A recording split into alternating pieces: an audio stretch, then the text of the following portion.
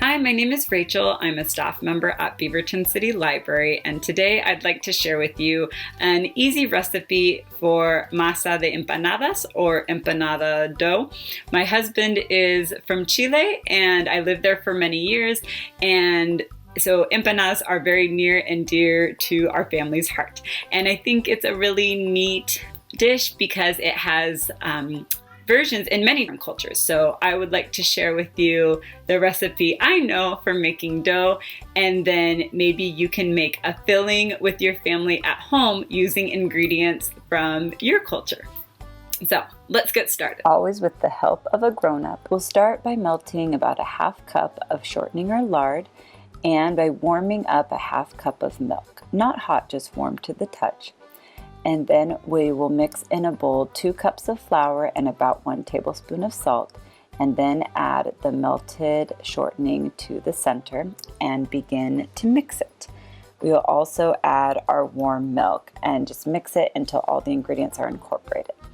I should note that this will make about 4 large empanadas, and so if you'd like more, you should double the recipe.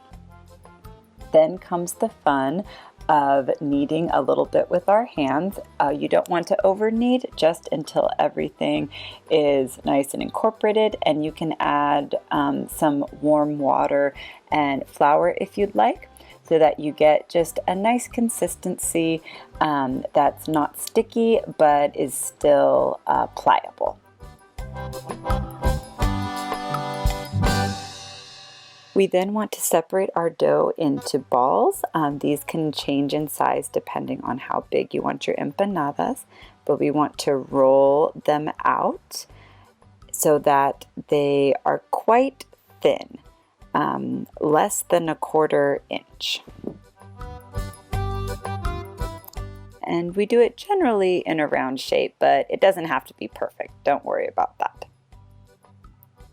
You can then use a plate or a bowl to trace out the circle of your empanada. Different sizes work, so just choose what's right for your family and keep in mind the fillings you're using and that they will be folded in half. So the empanada I'm making today has cheese and some salami and tomatoes cut up into it. And we're going to, just with a little bit of water on our fingertips, just lightly, we're going to put some water around the edge of the dough. That helps it to stick together while it's cooking. And then we fold it over and press down just a little bit, make sure it's firm. And then you can decide how you would like to fold up your empanada. And the most simple way is to fold up both sides and then the long side and pinch the corners together. Pinching is very important because that way your dough won't come undone when it is cooking. And now we're ready for a light egg wash. So it's just 1 egg that's broken up a little bit with a fork, and then you can brush it over the top, and that just gives it a nice golden brown color when it's baking. Now, if you're doing different flavors of empanadas, it's nice to fold them different ways so that you can tell after they're done baking what's inside of them.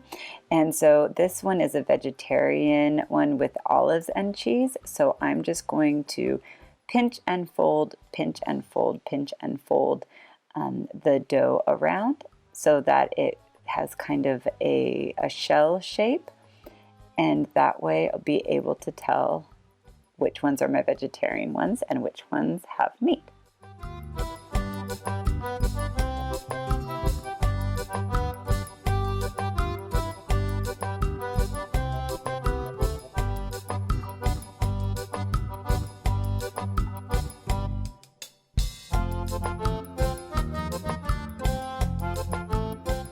You'll want to bake them for about 20 to 25 minutes in an oven that's at 350 degrees Fahrenheit. And then enjoy.